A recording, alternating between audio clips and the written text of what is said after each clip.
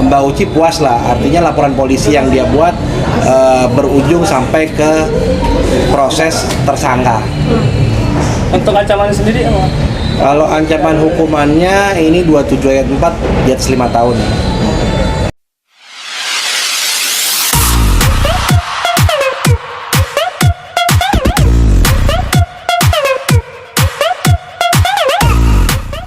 Tiga bawang dulu ya. Ada. Klien saya ini atas nama Uci Claudia waktu itu membeli tas yang mana tas itu ternyata tidak sesuai yang diharapkan alias palsu. Atas hal tersebut klien saya membuat laporan polisi di Polrestabes Surabaya. Atas laporan tersebut ada komunikasi yang mana dalam komunikasi tersebut MS alias MZ melakukan WA atau pembicaraan dengan nada ancaman, sehingga kita membuat laporan polisi kaitan pasal 27 ayat 4 Undang-Undang ITE dan atau pasal 335 KUHP. Atas dasar itulah sehingga akhirnya kita membuat laporan polisi di Polda Metro Jaya. Untuk case yang di Surabaya tetap masih berjalan kaitan tas palsunya. Tapi untuk yang di sini kaitan pengancamannya. Per tanggal berapa Pak si MJ sudah jadi tersangka? Untuk pertanggal jadi tersangkanya berdasarkan penetapannya 15 Maret 2022. Katanya sudah dilakukan pemanggilan dan hari ini saya dengar infonya sudah diperiksa sebagai tersangka. Itu tanggapan Lica sendiri seperti apa? Tanggapan Mbak Uci, Uci. Ya beliau menyampaikan terima kasih sudah menginformasikan kepada kepada beliau, dan beliau meminta saya untuk mengawal kasus ini sampai ke meja hijau. Bang, mungkin sebelum jadi TSK ini, mungkin pihak KMZ ada etikat baiknya untuk meminta masukan. Iya, tadi saya diinformasikan juga oleh penyidik bahwa ada surat juga yang dikirimkan Mbak MS yang tembusannya kepada saya, kepada Mbak Uci maksudnya, dan saya sebagai kuasa hukumnya, dan saya dikirimi juga sama pengacaranya permintaan maaf dan meminta perkara ini diselesaikan secara restoratif justice, artinya diselesaikan secara kekeluargaan. Tetapi sampai sejauh ini klien saya belum ada upaya ke sana karena klien saya posisinya di Surabaya. Ya, tapi yang disampaikan klien saya minta perkara ini dilanjutkan. Tapi nanti bagaimana perkembangannya, apakah nanti bisa diselesaikan atau tidak, kita lihat nanti ke depan. Bang, tas yang dituduhkan itu palsu sudah dikembalikan atau gimana?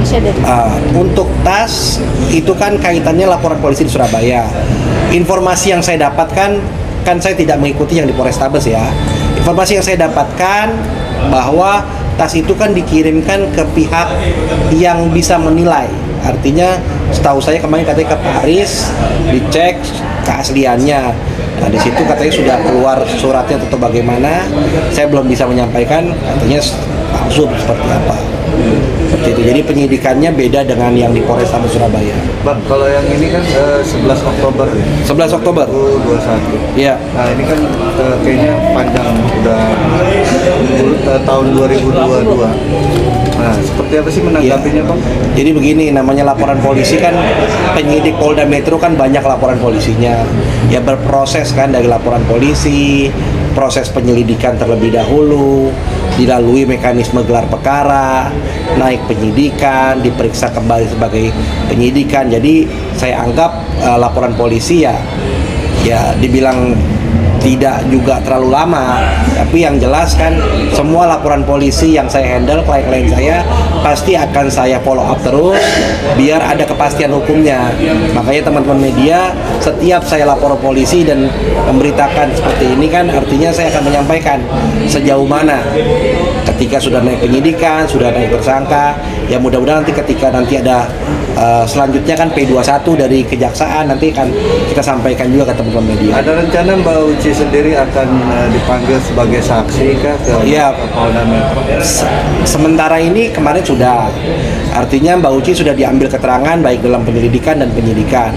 Nanti apakah diperlukan kembali untuk sebagai saksi, pelapor atau korban, ya kita menunggu dari pihak penyidik untuk bisa memberikan panggilan kepada kita. Jadi kapanpun penyidik panggil ya pasti kita akan datang. Bang, berarti sudah cukup puas ya? Ya artinya Mbak Uci puas lah, artinya laporan polisi yang dia buat berujung sampai ke proses tersangka. Untuk ancaman sendiri apa?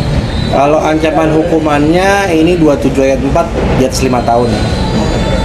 Bisa ditahan sebenarnya. Bang, ini kan perihal kasus soal ada tas juga, apakah terus medianya juga sudah terasa tersangka?